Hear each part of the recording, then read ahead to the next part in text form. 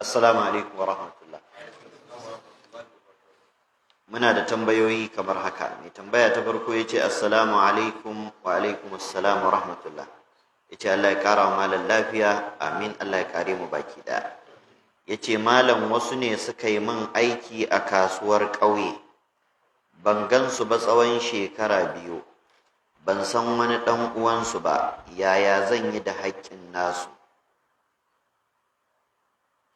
To na farko, in ka san wanda kake tsammanin zai fi ka samun su, to sai ka je ka bashi cikiya. Idan kuma baka samu ba, sai ka yi sadaka. Duk ranar kuma da ka gansu, to sadakar ta zama taka, su kuma sai ka ɗau haƙƙinsu ka ba su. Mai tambaya ta biyu ya ce assalamu alaikum wa alaikum assalam wa rahmatullah. Ya ce Allah ya ƙara wa malam lafiya da imani, amin. Allah ya ji kan mahaifa, amin.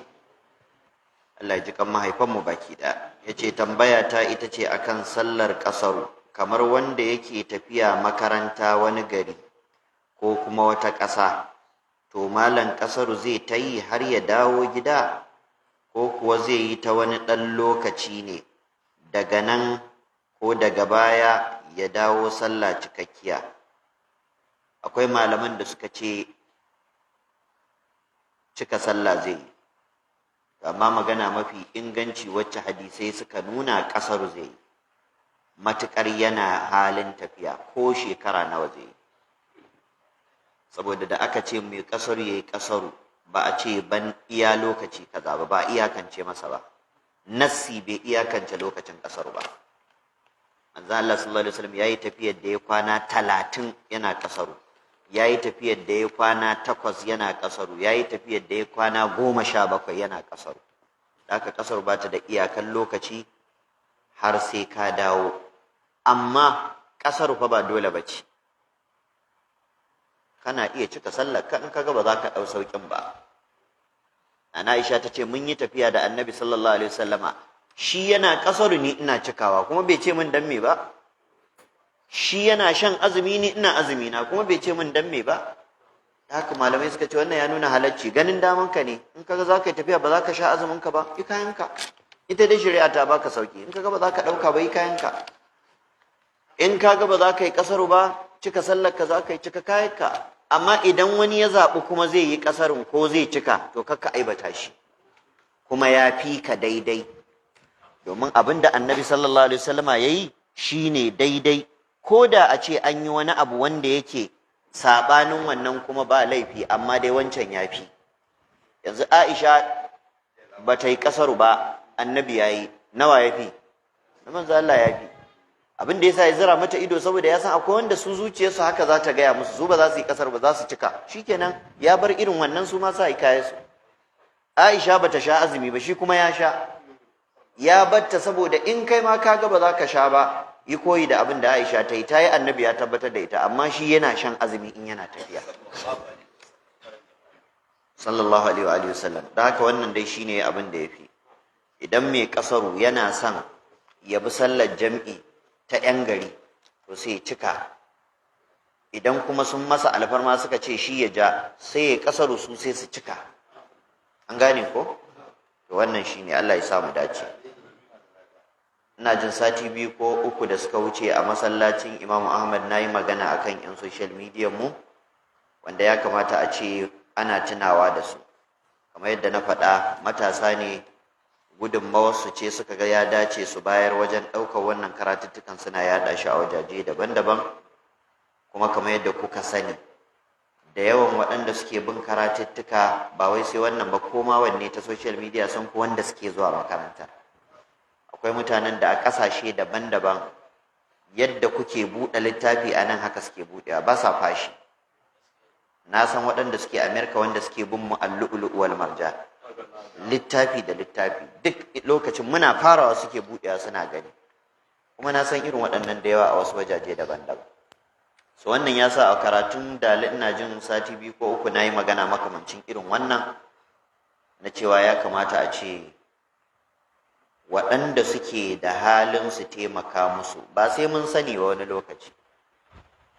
Yanzu kun san dai yadda ake ciki halin mai, haka suke gararan bawa. Ga mudan nan wani lokaci ya kashe babur ya kai nawa, kuma kawai a wajen yawon bin karatu ya zo ya dauka a nan ya sa. Da haka ko ka zo makaranta ko baka zo makaranta ba, in dai kana son karatu already an riga an dauka an sa a group zaka je ka bi. To shin kai baka bukatar lada ko akwai ladan sauraro? Ko dai da akwai ladan sauraro, to amma wanda ya zama silar ka saurara din kai ka san ya fi ka ladan, domin shi yana aiki da ballighu anni walau aya. To wannan yasa akwai wani bawan Allah, Alhaji Abdullahi mai gidan gona na Zakwaran, jiya ya turo min da 50,000 ya ce in raba musu. Allah ya saka masa da alkhairi. Na ba wa malam mudan 20,000 tun da shi ya fi su kwazo, ya fi zuwa ko ina. Akwai Kabiru Umar wanda yake gefensa, na ba shi 15,000. Akwai Abdulmutallib wanda shi a iya dala kaɗai yake ɗauka, wanda suke zuwa dala za su ga shi a iya dala kawai baya tafiya ko ina, shi kuma sai muka ba shi 10,000. To akwai wani wanda yake zuwa shi kuma iya ranar Asabar ya jona kyamara irin wannan, tunda masu Sunna TV ba sa zuwa wani karatu sai wannan, da masu Gaskiya TV. To shi kuma wancan wata kyamarar mu ce wani bawan Allah ya sai mana daga Lagos ya turo. Sai muka samu wani ma'aikaci na Rahama TV, gidan Rahama Radio kun san ai suna da Rahama TV ko? Sai na samu wani matashi a can ya san kan kyamara. To shi kawai karatun lu'ulu'u yake zuwa ya jona kyamarar ya ɗauka. To shi ma sai muka bashi 5,000 ya ɗan hau mota, shi ba ta siyan data ba ce, ganin da yadda yake zirga-zirga da yawa. Amma gaskiya dai Allah ya sani, ya kamata a ce waɗannan bayan Allah a kalle su. Ko malam mudan sati 2 ina jin ko 3 babur ɗinsa ya gaza, kamar irin saniya ɗin nan ta gaza ta fada a yanka. To shi kuma babur ba a yankawa, amma ya kwanta dama. Kaga wannan gaskiya abu ne wanda ya kamata a ce mu yi tunani akan wannan. Ga kuma sa mai, yanzu da yawan masu motoci ma sun aje mota sun koma mai babur, wasu kuma sun koma jaki a ƙauye. To ba shine ba, in hagu ta ki ba sai a koma dama ba duniya ba kenan? Duk lokacin da kace duniya sai yadda kake so za ta tafi, ai baka santa ba, ai ba kai kanka ba kuma kai kake juya ta ba. Me abar yake juya kayan sa yadda ya ga dama.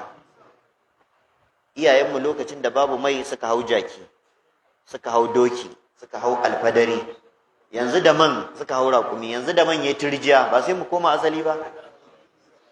Barai ku an kaji an ce ba za a yi ba ta kama ba ne ba. In ta kuke wata ran da jaki na za ku gana zo kwa neman mun inda za a ɗaure. Allah ya ba mu wucewa lafiya. Da haka wannan bawan Allah da ya wannan hoɓɓasa, Allah ya saka masa da alkhairi, Allah ya ƙara masa arziki mai amfani, Allah ya tsare shi daga dukkanin fitinar rayuwa da fitinar dukiya da dukkanin sauran masu taimakon musulunci da musulmi a duk inda suke. Allah madaukakin sarki ya sa mu yi tarayya a cikin ladan baki daya. Allah ya sa a dauka a aljanna. Subhanakallahumma wa bihamdika ashhadu an la ilaha illa anta astaghfiruka wa atubu ilaik. Assalamu alaikum wa rahmatullah.